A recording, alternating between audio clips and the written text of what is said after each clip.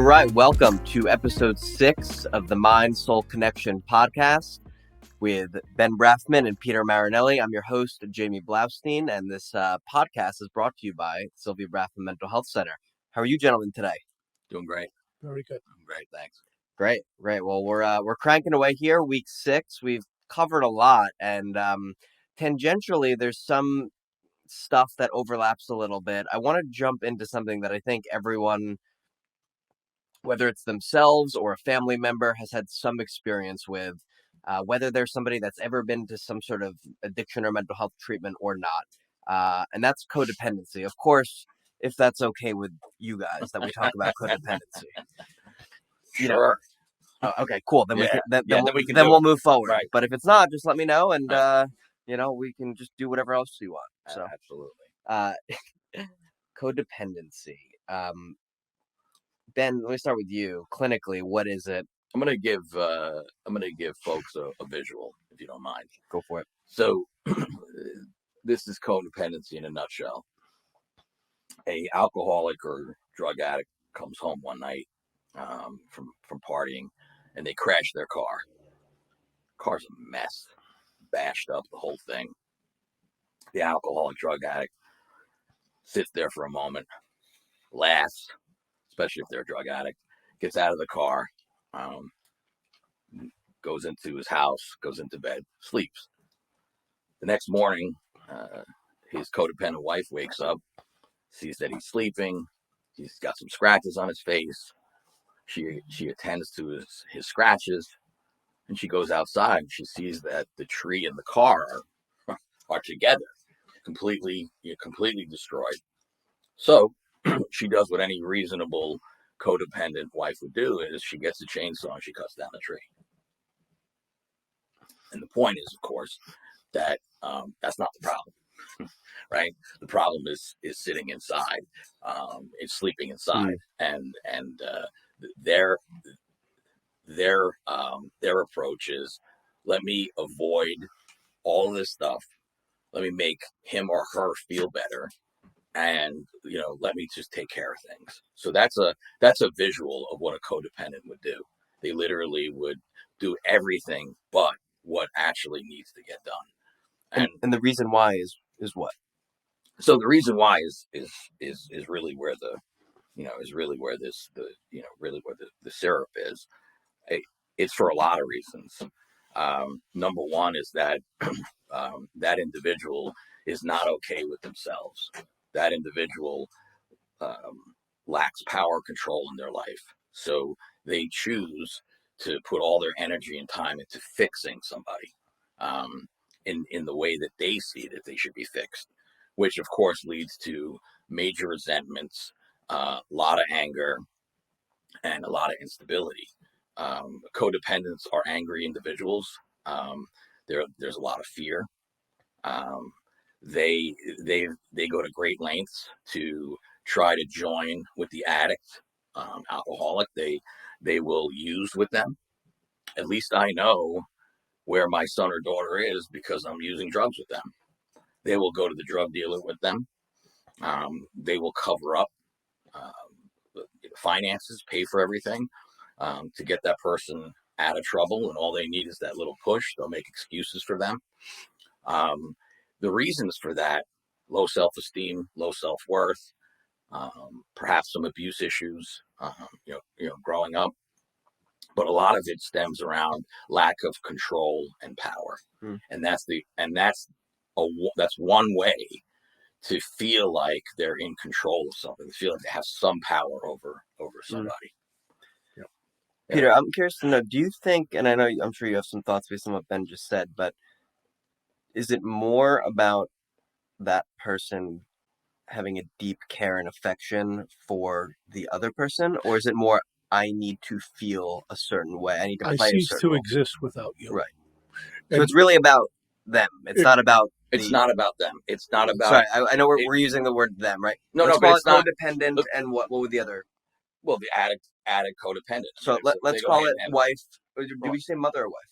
Either one. Okay, mother, to use wife. your example. Yeah. Mother and the alcoholic. It has nothing to do with the alcoholic. genuine affection for somebody. Right. Zero. It has to do with their own defects, their own issues. And, at the end of the day, they're not okay with the relationship. They have resentments, they have anger, they have rage, built up over years and years. It's going to be self-destructive. Mm-hmm. They often say when someone's about to pass away, they see their life pass before their eyes. A codependent sees someone else's life pass before their eyes. We hear the term caretaking, which means it alludes to I'm taking care of everyone else except me. In reality, I'm me caring. That's all I'm doing. While I'm tending to you, I'm really trying to get some sort of grip on my life. If I can fix you, I'm okay. In fact, I've seen it so many times if that person seems to breaks away or gets well, that codependent will try to sabotage us to stay employed. They cease to exist. The anxiety levels at a height. When you love someone and maybe they go on a long trip and you feel that little separation anxiety, I'm going to miss them, and you hug 100 times at the airport. This is taken to a completely another level. Well, they get on another plane and follow you there. It's called stalking, because I have to be in front of them to feel okay. It's a really, really unhealthy It really is. way to live. It's as sick as the addict. It's an addiction. Yeah. I'm addicted to this person. I need to have control over them. So as Ben said, I feel some sense of control, and the whole thing's out of control. That's the delusion I'm walking around with. What kind of ways have you guys seen, just in your career and your personal life? What kind of ways have you seen codependence sabotage the? I still don't know the term. In my business all the time. A parent, I hear the stories, taking them, getting high with their kids, taking them to the drug dealer, taking the husband or wife to the drug dealer, just to have them making excuses, loads of excuses, minimizing everything. But they bring them to treatment. And that person, maybe after 30, 60, 90 days, starts to get a little bit of traction. And you'll get the phone call. They need to come home. They need to get back to their job. We're paying the bills all alone. Are you getting them on medication? They come off medication, and then they speak to their loved one over the phone, and we have an AMA in front of us. And they go home, and it goes right back to the same cycle again. Now they'll complain that they're drinking and drugging and they're not coming home, but they got juice, they're employed, and they literally need that person in front of them, attached to the hip, to feel like they're alive. Yeah, it's just pitiful. And some other things that I've certainly experienced over my career. Parents or loved ones or whatever. It can't be that they're an addict. It can't be. That's impossible. It has to be some other underlying thing that you are not addressing, that you don't know. It has to be that. There has to be some silver bullet here that makes sense. Codependents sabotage treatment. They are caretakers. They wipe away financial debt. They make excuses for a person's behavior, and all that does is build up resentments. It's very similar. One of the other podcasts, I talked about Forrest Gump and the braces that he had on. That's codependency 101 right there. Keeping somebody under wraps, power and control, sicker than they truly are. And the individual, the addict, alcoholic, mentally ill person, they build up resentments to that person. And because they feel like they were never given the opportunity to thrive. So it's a feedback loop, if you will, where there's an action, reaction, and then there's another action that goes back to the codependent. The codependent seeks out to love that person to death, and that's exactly what they do. They love them to death. We tell parents, don't send money, they send money. Don't buy them clothes, they send clothes. Not just a shirt and pair of pants, clothes, a wardrobe. Don't give them a new phone, they buy them a new phone. And when you have a discussion about it, it really comes down to, I'm afraid if I don't, they'll walk away from me. I want to get outside the scope of treatment, right? Like in this case, there's obviously a very sick individual, as evidenced by the fact that they're in a treatment center, right? But what about just, normal non-treatment life, guy and girl dating or mother and son?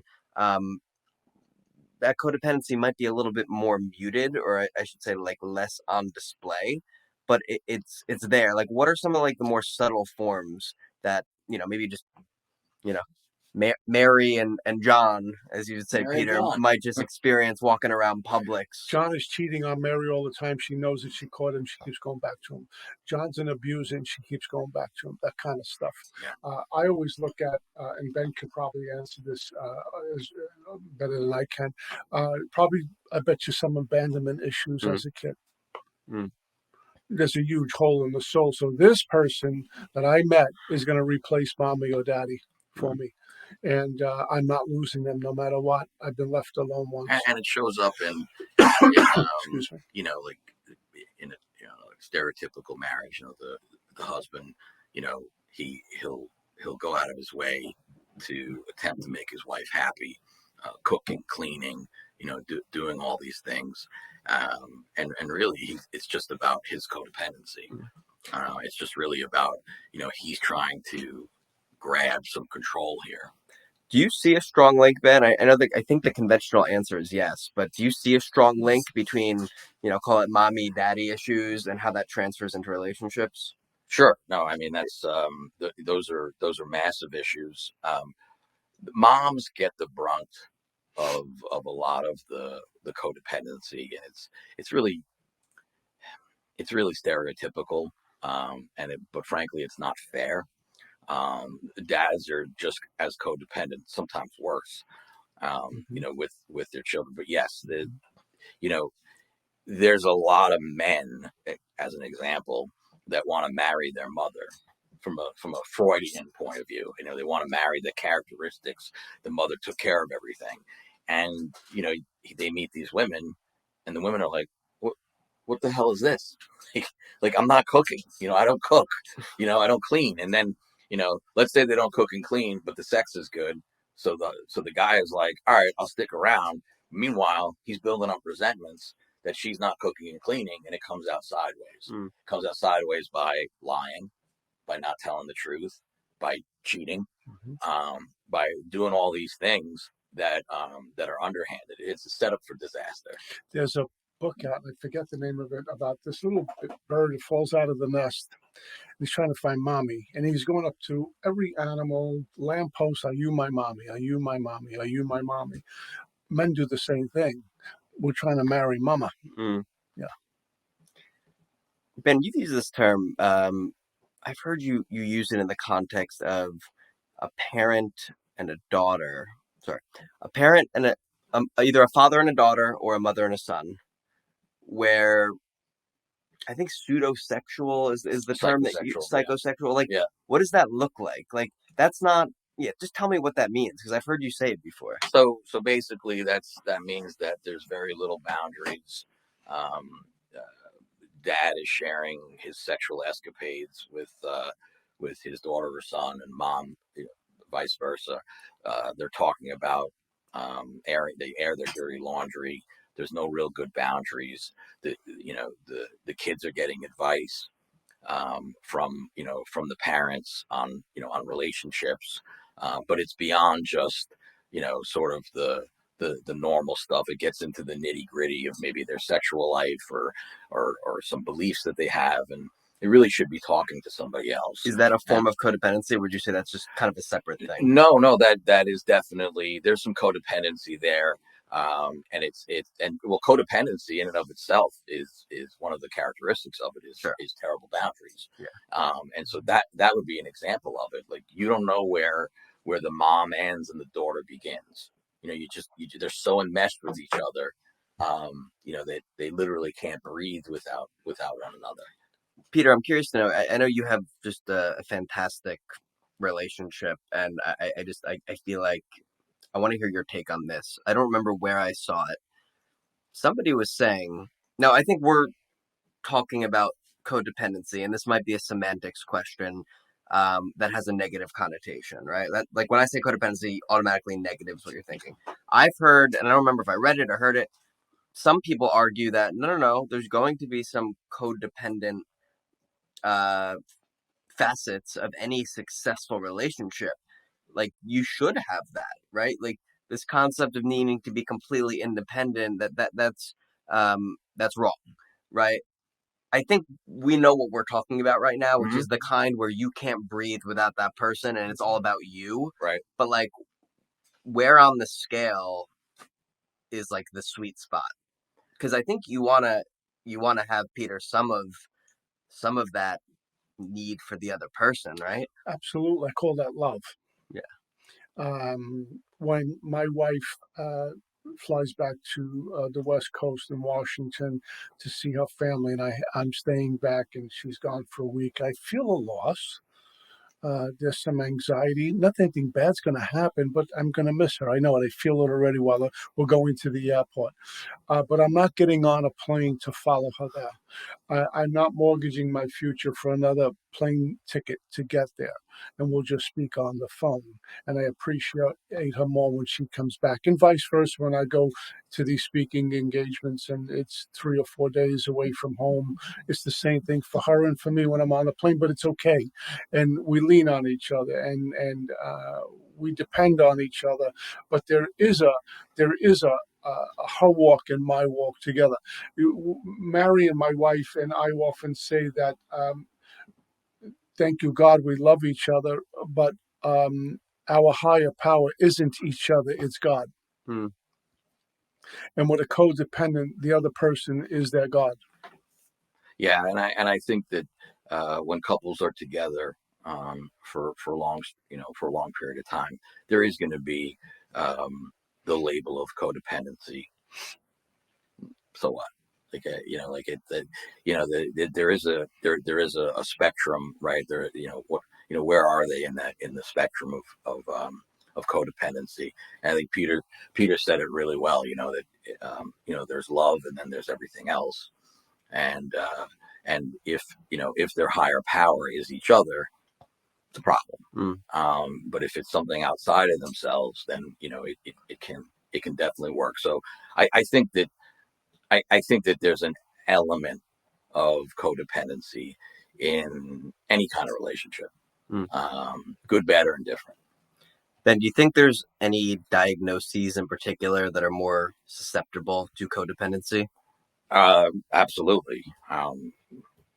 As far as personality disorders go, the dependent personality disorder, where a person struggles with making decisions for themselves.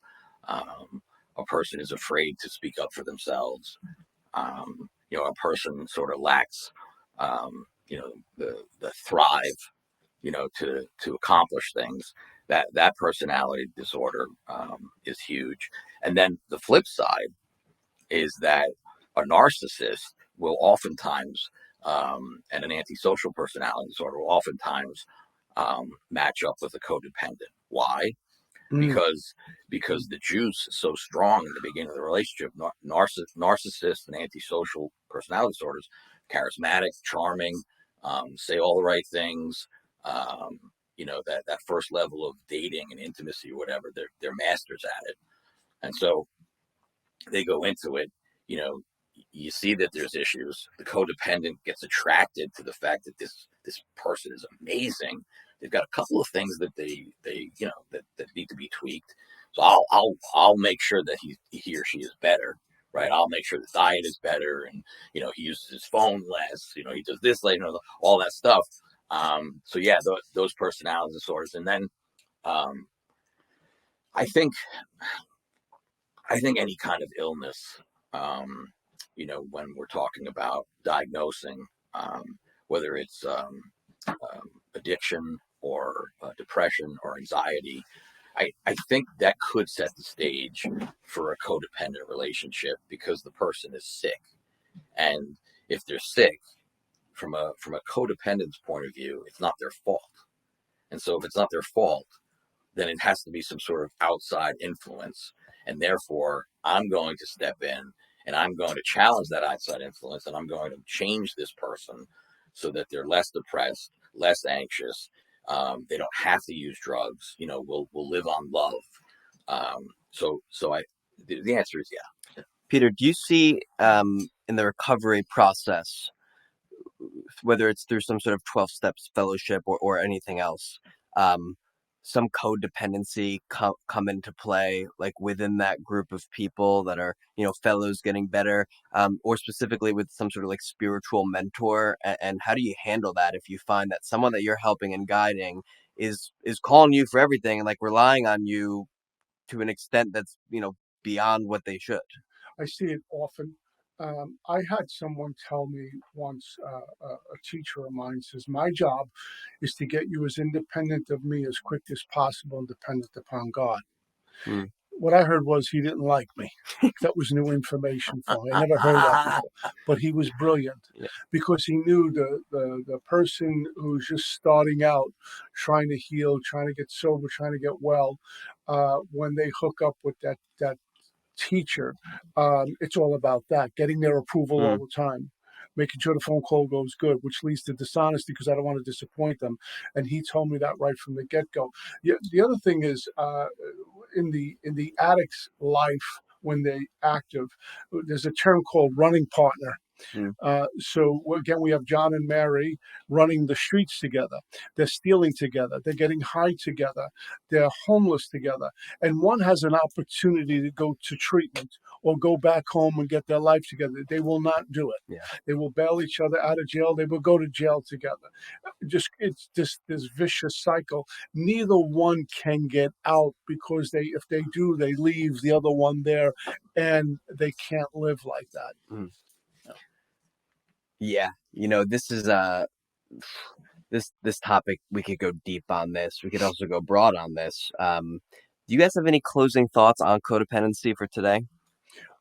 For me, a spiritual life, and for me, years of therapy to unravel that knot, to heal, and to be around people who have suffered from the same thing. So you don't feel like the square peg in the round hole. Mm. There's not this unique feeling, oh my God, what's wrong with me? It's more common than we think. But sitting in front of professionals, um, I've seen it happen many, many times. And in my life, I mean, I'm an alcoholic, which means when you sober me up, I said earlier, I have Al-Anon issues and codependent issues. So I had to sit with this wonderful, wonderful man, John Collins, for 5 years, and we unraveled a whole bunch. And even though I was talking about this topic, I had no idea it was going to trickle into this area of my life. And he was just great at it. And I owe him so much for helping me with issues like that. I think the danger here is is labeling somebody codependent. And I think that for the folks out there, rather than try to define what codependency is, because it's one of those gray words, it's one of those expensive $25 words that people throw it around, and oh, you're just codependent, it doesn't mean anything really. Mm-hmm. Instead of doing that, look at what you're doing. What's the behavior? And if the behavior are some of the things that we've talked about, and certainly we could share that, right, with the public, like characteristics, then what they need to do is talk to somebody professionally, but also, possibly more important, is to go to a group like Al-Anon, where there's mirror images of them when they walk into that room. The power of that group is going to help that individual, because at the end of the day, they're not going to be alone. And a codependent feels like they're alone, that they're crazy, that something is just really, really off. And none of that is true. They're codependent. That's what they are. Mm. So by going to a group where there's like-minded people and going to a professional who can give you an answer to the why, an explanation, is extremely powerful. So I have a family member who goes to CODA meetings. He'll do 2 meetings a day because he really feels at home there. Mm. for his issues. Plus, he sees a professional once a week as well. And he has some mental health, so he's taking his medication, and he just feels alive again. Hmm. He looks forward to getting in this CODA meeting, like some folks who love to get to their AA or NA or CA meetings. Same thing. Yeah. There's a Excellent. way out. Thank God, there's a way out. 100%. Thank God for that. And thank you guys both for Thank you. really all your insights. I love the different perspectives. It's a treat to have it all kind of on one forum. And yeah, looking forward to continuing this next week. For those listening in, please feel free to leave any questions, comments. Just let us know if you have anything that you want us to touch on. Facebook, YouTube. Of course, if you or somebody you know is codependent or struggling with any sort of mental health or substance abuse issue, don't hesitate to call Sylvia Braffman, and through the Archway, we're here to help, and looking forward to talking to you guys soon. All right.